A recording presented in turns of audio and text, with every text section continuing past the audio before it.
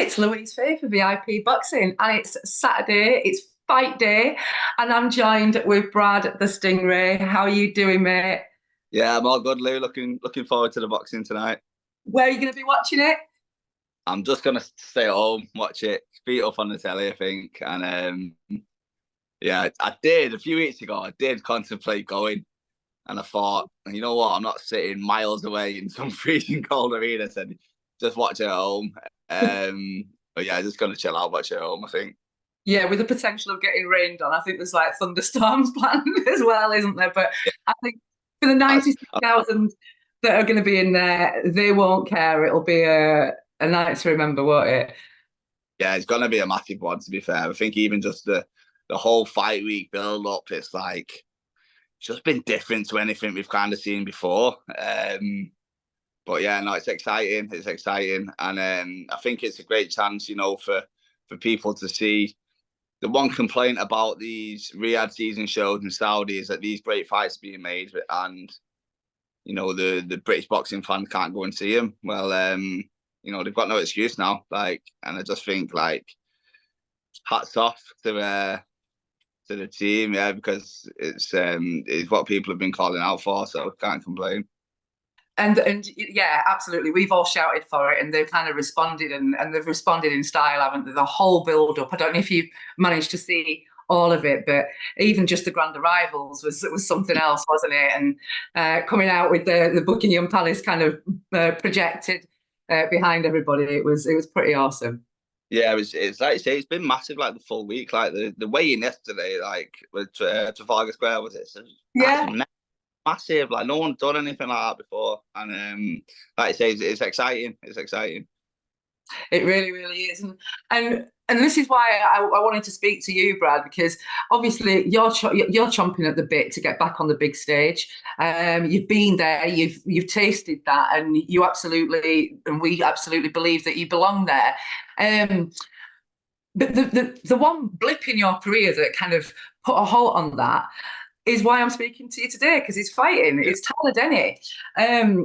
We've got Hamza Sheeraz, 20-0, 16 knockouts, versus the king of the upsets, really, in Tyler Denny. And I know just from the last few fights he's had, you've been quite vocal on Twitter about just how good a boxer he is, and when people have been asking your thoughts, you've been really open about your experience in the ring. So I wanted to ask you what your thoughts are for tonight and how you see this fight going. Yeah, I think on paper everything screams Sheeraz win, and that's the logical bet you put on if you're a betting man. But like I said last night on Twitter, like who are we to write Tyler Denny off again? Because everything screamed Cash was going to beat him, and times before he's been wrote off. Like yeah, we've got Danny, McGowan, yeah, Paul, yeah. But I think the thing is with Tyler, like he's, I'm sure he won't mind me saying this. When you watch clips of him or you watch his past fights as you do when you fight him, he looks like he's relatively easy to deal with, and when he's in front of you, he's a completely different fighter. He's yeah, there's just so many aspects to his game that you don't see until he's kind of in front of you, and he makes things difficult for you. And he's little like he's not big at the weight, he's not massive middleweight. Like Sheeraz is huge at the weight, massive. I think that could play against Sheeraz. I think Sheeraz could be, he'll probably know from the past. Like it's definitely something when I was at middleweight I experienced. You can be in with someone who is kind of too small. You've got too much of a size advantage. Yeah. And the thing is with Tyler, he's small anyway. He makes himself smaller. He's coming. He's a smaller target to hit, and he's quite awkward. He's quite elusive in there, and so something that at first seems quite an easy target to hit. It's very hard to kind of pin down. So do you think that is potentially, like you just said, the thing that's going to work against him potentially is that reach and that height, because he can be elusive, he can get underneath. Where Hamza Sheeraz he's got the most beautiful jab, hasn't he? And if he can't nullify his opponent with that, it could be a hard night. Yeah, I think he could get a little bit frustrated, Sheeraz, and then we've seen in the past Sheeraz he likes a bit of a fight. He likes getting in that close range, and we're excited for it. yeah, exactly, which makes for a great fight, and I think if he can keep it long, like say, get behind that jab, I think he could get into a bit of a flow where he'd find his rhythm and he'd set the pace of the fight and he'd maintain that. If he is missing shots early on and he closes the gap and it becomes a short range fight, I think he could get frustrated, and I think he could find it a lot more difficult than he thinks he's going to find it. It's a really intriguing fight, isn't it? And like you say, on paper, you go down the bookies and you put your tenner or whatever on Sheeraz, but when you really do start to break it down, you start to really sort of tip with the scales. And kind of going back to your time with Denny, since then, obviously, you've moved up in weight, you've changed trainers, and we've seen you at this weight, and my goodness, you're just a different beast, Brad. I've said it before, you're knocking people out for fun. And tell me, is this partly changing trainer, moving up in weight, but also a little bit of frustration now that you want to get back on that big stage? Yeah, definitely. I think like I feel good at the new weight, feel comfortable. I'm not I'm not making any excuses, but when I boxed Denny, I think my days at that weight were numbered. I think it was clear to see. And I'm not putting myself in that position again where I'm taking away from myself on fight night for making a weight. If I feel strong and feel comfortable in the gym, that's the way I'm going to fight at. And it doesn't matter about who else is in that weight, who's got what titles. Like, I'm not bothered. I'm just going to fight at a way that I'm comfortable at. And but yeah, happy with the move up in weight, happy with the change of team. I think that's a massive part. The stuff I've been doing with Andy and Bright, Sharp Style. But yeah, a little bit for especially the last few fights, a little bit frustrating. Like I feel like not in a big-headed way, but I just feel like I want to be above this. I'm ahead of this stage now. I've been there and done it all. I've done the small horse shows. I've earned my stripes, and I feel like I deserve a big fight and to get in the mix. 100%. And I think you mentioned at the beginning of this, a lot of these big cards now have been made overseas, and we're not getting to get those dates here. And so domestically, the opportunities potentially aren't there as much as what they would have been maybe 12, 18 months ago. But with now, because I think you've still got a fight left with Boxer. I think it was Boxer and Sky that you were with, up until that point. So the thought of Wembley season, Riyadh season, Wembley edition now. If there's future cards over here, are you going to be knocking on that door and saying, right, come on, let me prove myself again now? I've like you just said, you've gone back, you've rebuilt, you've grown up, you've been weight, all of that. Give you that one shot.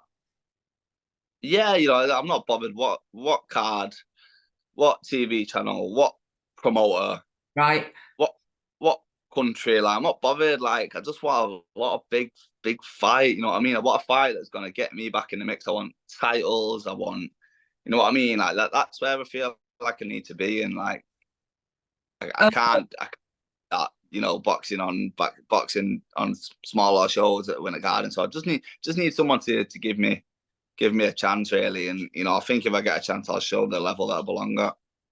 And as much as I love being your hype girl on our small horse shows for VIP, I want to see you back on the telly. I want to be watching you on there rather than as much as, like I say, I like doing your post-fight interviews and stuff. But say the phone rang now, okay? And they said, right, we've got a card. It's in wherever, Blackpool, whatever, I don't care. And there's a name on the other end of that phone. Big name. Who is it? Who do you want? What, for me now? Yes. Name, any of them. Like, it's not me calling out names. Like, I mean, I know.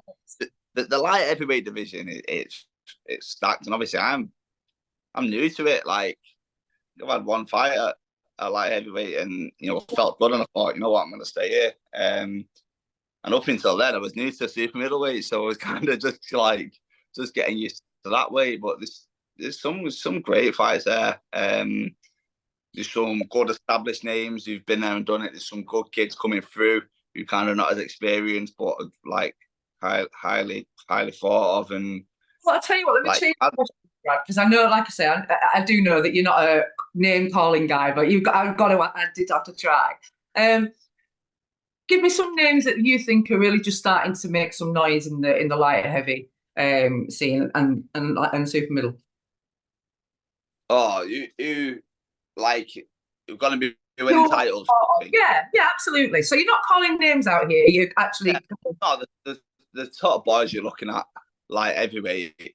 Obviously, Whitaker's coming through. What's he called? The boxers on TNT. The dog's kicking off here. What's she up to? The dog's chasing the ball here. Ezra Taylor. Yes. He's on. He's a good fighter. Louis Edmondson is boxing. Dan Aziz. Yes. Good fighter. Good fight. There's loads of good fighters, and that's like the category I want to be like. I want, if someone else is asking this question to another person on another channel, I want my name to be mentioned. I want to be in that mix. At the moment, I'm not.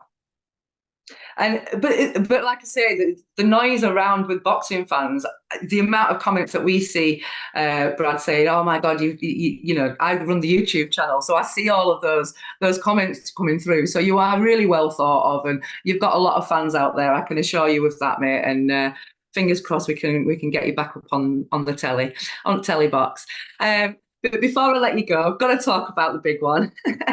We've got Anthony Joshua versus Daniel Dubois tonight. It's going to be a barnstormer, isn't it? No matter what. But tell me how you see this fight going, Brad. I think I'm going AJ early. Well, AJ first half of the fight, I reckon. Okay. It could go early. I think if Dubois starts like he did against Ergovic, if AJ's hitting him with them shots, Ergovic hitting him in the first round, it'll be over in the first round. But then Dubois can always get that little second wind he got, and he has got a bit of grit in his teeth now. And I think if AJ hits him with some big shots and he's still there, I think he could get interesting. Okay, then go on. I know you kind of broke it down. So we going AJ early, or are we going Dubois late on? Because I don't think AJ isn't Big Baby Miller or Hergovic. AJ's a different level of fighter, and I think if he hits you on the chin, as you see with Ngannou, you're not getting up. Absolutely. And then lastly, just before I go, we've got VIP's very own boss and fighter, Josh, the Leeds Warrior Warrington, taking on the Andy Town Apache tonight in Antony Cacace. I know it's just for the IBO super featherweight title. Nevertheless, give me a prediction, Brad. This is a great fight. I'm split on this one, to be honest. I think I've gone either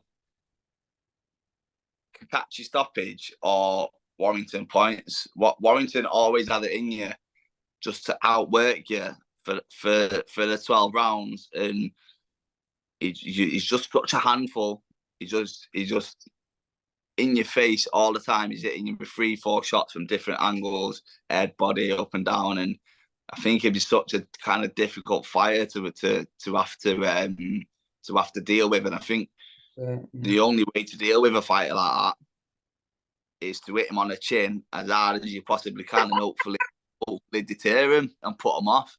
And I think Kachi's got that in him. And against somebody who's massive at the weight.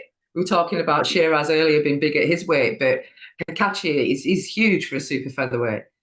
Yeah, definitely, and he's got pop in his shots. Well, they both have.